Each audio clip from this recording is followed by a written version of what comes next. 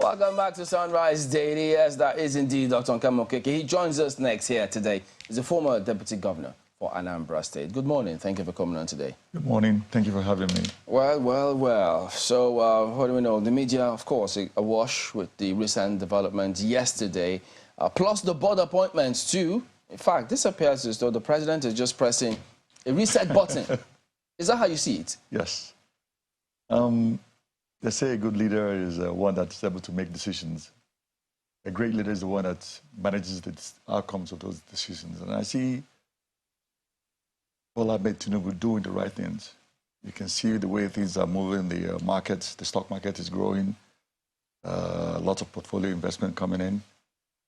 The hope is that will translate to foreign direct investment into the country. Did you say lots of portfolio investment coming in already? Yeah, no, within the country. People are investing already, yes, not portfolios. I mean, not people are investing already? Yes, things are happening. Really? The stock market is growing.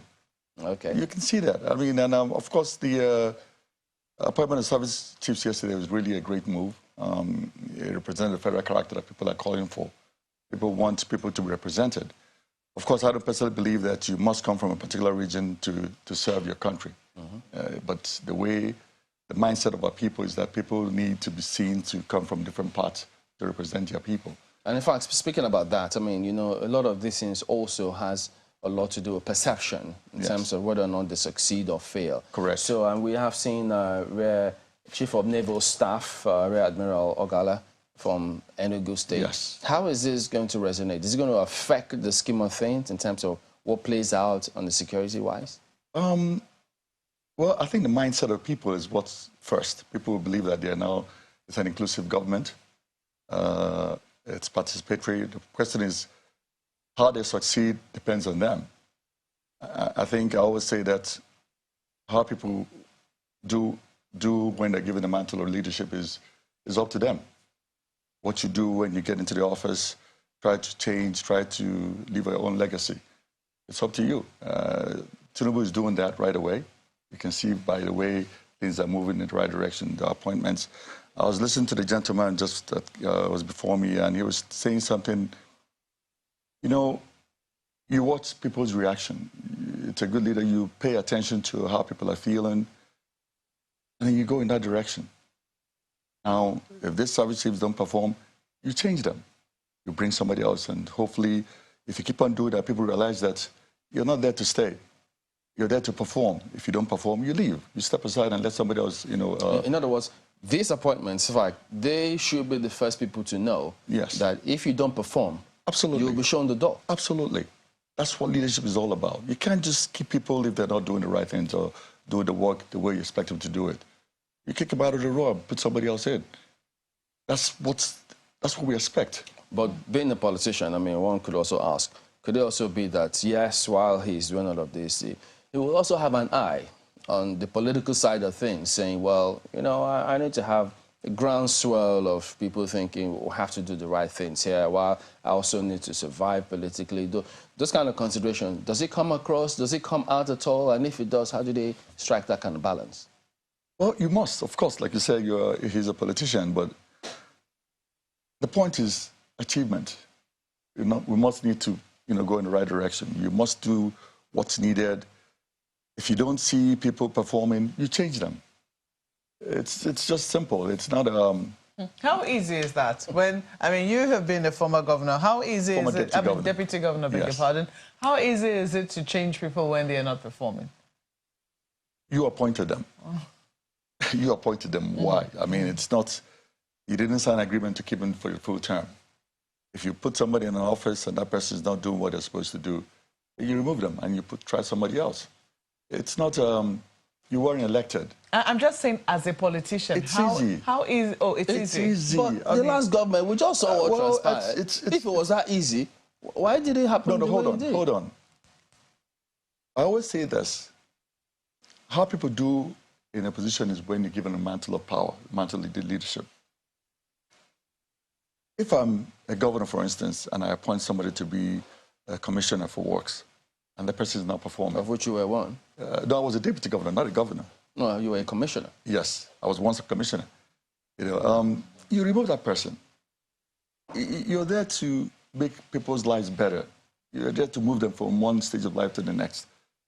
If that person is not helping you in that direction, then you just tell them, please, do you mind? Step aside. I need to put somebody else in your position. Is it usually said that nicely? Don't they just wake up and say that, oh, I've been removed? I don't know how that usually works, do I? I always imagine the feelings of those who have been displaced and the suddenness with which they have to vacate office, you know, and how quickly these things happen. Even though right now the president has said that, you know, for those who will need to get confirmation from the National Assembly, they will be in acting capacity, pending when they get that final confirmation from the National Assembly. But let me take you up on the boards, which were also, they've not been reconstituted, but the Office of the Secretary to the Government of the Federation has dissolved boards that are not included, I think, in Schedule, is it 13 of the Constitution or so? Yes. So those ones not affected. But I want to know, how effective are boards? Are they just ceremonial bodies that are just considered to compensate people who, you know, supported political parties in their quest to get power? Or are they really effective in helping ministries, departments, and parastatals achieve the core objective of government, which is to make life better for people? I can't say that for every board, but I believe there are some boards that are actually there to help to make lives better for the people. I think people, if you look at the private sector, how the board of directors works, they're supposed to checkmate the MDs. And I believe that's what's supposed to happen in a parastate house. The boards are there to make sure that the chief executives are doing what they're supposed to do. Now, some of them could not be effective. Yes, it's possible. And that's where the president will now say, okay, it's time to dissolve this particular board and change them and bring in some new fresh blood, and hopefully things would move in the right direction. We have a system right now that people are not being held accountable for their actions or inaction, and it's not helping the country. We need to have people accountable, and I think that's the greatest challenge we have in this country. We're not any different from people from other countries, developed countries. It's just that our institutions are not strong. People commit all sorts of atrocities and get away with it. That needs to stop. That needs to be checkmated. People can't... We have to move the country forward. We have great people here. I mean, look at when you go to the United States, Nigerians are the ones that perform. Their median income is the highest, from what I understand, at least for people who are, immigrants, to the country. So why can't we move? Why can't we move forward in the same direction? Big questions. Well, we've seen time and again, because you said you can't speak for every board. Yes. But the question is, can you say that effectiveness of most boards, from what we've seen of our history and the appointments that usually go into, how boards are constituted? Like I said, it's the issue of accountability. I think people sometimes go into these boards expecting to go there to make money. Indeed. Yes. Those are the expectations. Yes. That mindset needs to change. But I believe it's a process. If the leader begins to do the right things, everybody begins to see he's moving in the right direction, things will begin to change. It's a big if, because right now, I mean, what we know, as you've pointed out in the private sector, is that the boards are supposed to be a sort of check on the CEOs or the managing directors or the DGs or however it is that the nomenclature comes for the executive office for those who are heading a parastatal. Now, if that board, which is supposed to hold somebody accountable, is by itself not accountable, then where do we go to get remedy? Good question. That's where the courts come in. Courts? The courts will come in. Because if you're caught in some form of corruption, you should be arrested, you should be tried, and you should be jailed. And if you begin to do that to one or two people, everybody begins to think, okay, we need to set up, we need to do what is right, we need to move this country forward. I think I like what's happening so far with the new administration, putting square pegs in square holes. Some of the decisions he's taken, it's what it's needed, like the fuel subsidy removal. Who was gaining? Who was making the money from those fuel subsidies? It was affecting more people. The masses were not getting the fuel they were needed. people who are just siphoning the country's resources. That's going to stop. The different exchange rates, that's being taken care of. That's what everybody wants to see. This is, I mean, in recent times, we've seen the CBN governor being questioned, a former CBN governor, I should say now, because it's been suspended. Yes. It's been quizzed by the DSS. We've seen now former EFCC, is he been suspended indefinitely too? Yeah. He's also been suspended. These bodies have boards. Their boards are not being questioned because people will say that some of the decisions that these people took while in office that are being questioned now, which they're being questioned for by the DSS, are decisions that the boards of those institutions ought to have questioned them for. So again, I just want to ask you, you know, do you think that we should devolve, should I say devolve more power to the boards now, or do you think, I mean, our boards, have they been sleeping? Is it that they don't have, you know, sufficient will, or is it that they just think that they're just ceremonial, as the case might be? I don't know. I understand where you're coming from. I think people are rather relaxed in a situation when they come into a board. They see the managing director doing or the CEO doing what's not right. Instead of speaking up, they look at it like, okay, if I speak up now, I might get removed. What happens to the CEO if he gets caught? Look at the people that have been arrested. How many have gone to trial and how many have been jailed? And you ask yourself, why raise the dust? Why do I complain? Why should I complain? Why do I make noise? Let me just sit and watch things. At least I'm in the board. So what's the point of being in the board? And then the board, the agency which you preside over is assuming they have a lot of stealth and very untoward things happening there, and you're a member of the board. Did they really feel happy being in that kind of board? I don't know. I can't speak for everyone, really, but I was listening to the gentleman before me, and he was talking about the corruption in the entire country, in every institution. We are Nigerians, and Nigerians seem to believe that I can get away with murder. I can try whatever I want to do. I can do things and get away with it. We need to have people held accountable. If we don't do that, we can't get there.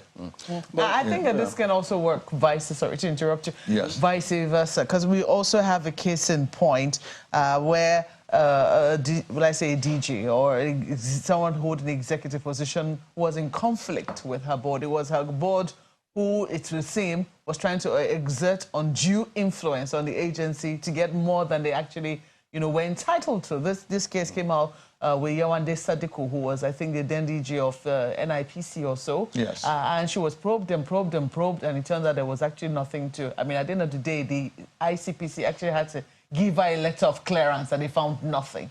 So it could work either way. Yes. How do you think that we begin to change mindsets of people who are appointed? I mean, of course, all of the people who have been appointed so far, the congratulatory messages they're going to be getting from their state governments, from their local governments, from their village people, from, of course, yes, indeed. Village? Watch the papers, very sensible, and if you think I'm exaggerating. That's what happens. And their town unions, just look in the dailies in the forthcoming days, and you will understand. But how do you think, I mean, everyone's going to want to identify with them, which is a good thing.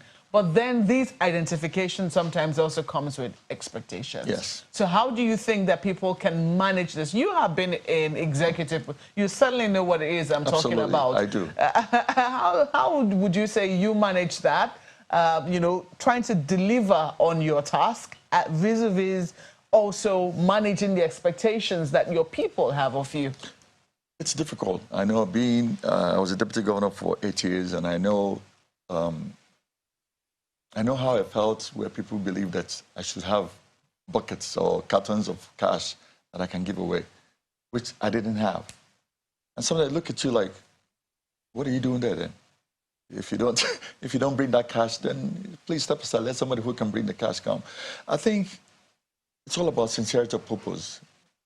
If you're sincere in your duty, do your work, and whatever happens, happens. If people don't feel good about you being in government and not sharing money, that's fine. I have a name to protect. That's what matters to me. So I do my job and do it the way it's supposed to be done, and that's it. If you feel like I'm supposed to hand out cash to you and I don't do that, no, so be it. All right, let's bring in our colleagues in Lagos.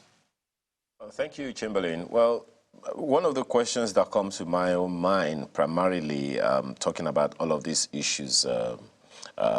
KK, is the place of politics in all of these appointments and the effect it has on governance. You would recall that a number of investigations, replacements, and quizzing that happened in the previous administration, some people have labeled it as political witch hunts. And you are also saying here now that, look, if someone is not performing, no point, retaining the person in office. The person should be removed. But then there is also the conundrum of the person acting or not acting, yet removed or not removed for political considerations as opposed to the effect the person is having on the system. What are the things that Nigerians should pay attention to in this regard?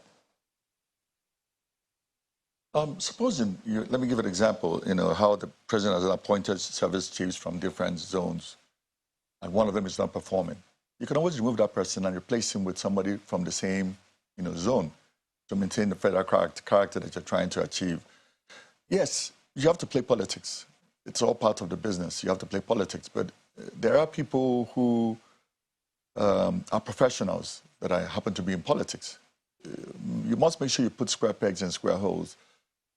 Don't bring a politician just because you want to bring a politician and the person has the capacity to bring in votes. Because you're trying to move the country forward. You're trying to move people from one level of development to the next level.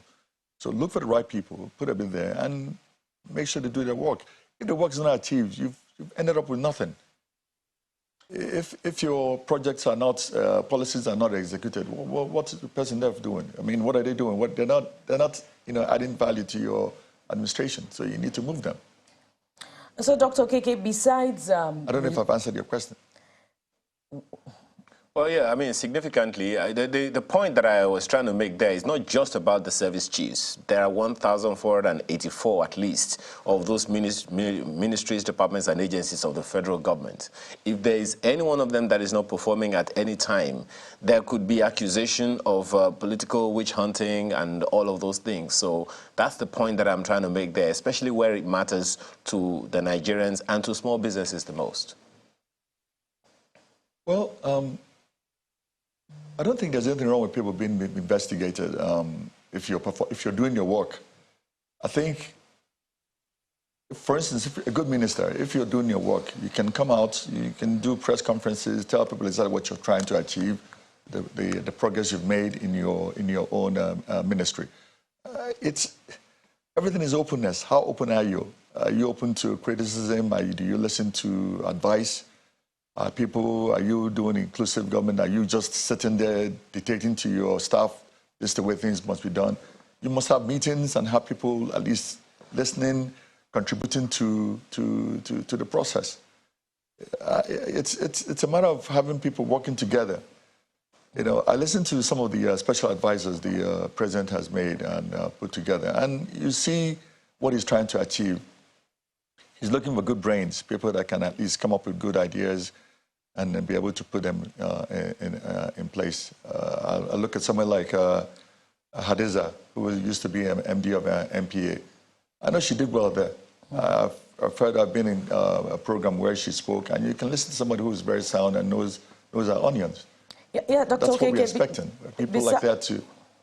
Yeah, Dr. Okeke, besides yes. the need for results and professionalism within the boards and parastatals, I wonder if we're forgetting that this administration has submitted a list of 20 slots for special advisors, and about 10 or so have been filled, and the ministerial slots are waiting to be filled as well, and this is significantly shoring up the cost on governance. I recall at the onset, the beginning of the Buhari administration, there was an excitement about the possibility of reducing, the number of ministries such that the cost of governance can be reduced. And at the end, there was also talk about, the Steve Orosoye report and the commencement of implementation. Are we forgetting that, the cost of governance is increasing significantly and we are in austere times? I do agree with you, but the point is you must allow the president to decide on how he intends to achieve his policies. If he thinks that he needs to reduce the number of ministries, I know he will do that. If he thinks the ministries are right now okay, he will continue. I get the point is, they say there are two ways to increase your profit, either increase your revenue or reduce your cost.